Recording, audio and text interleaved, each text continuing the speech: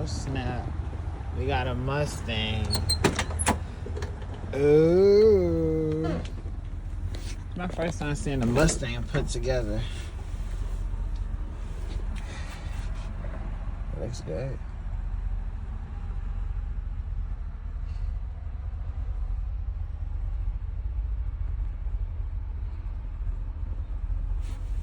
Yeah, looks real good.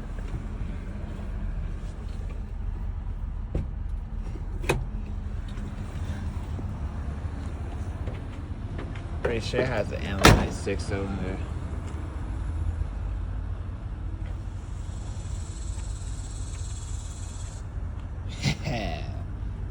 Chevy though.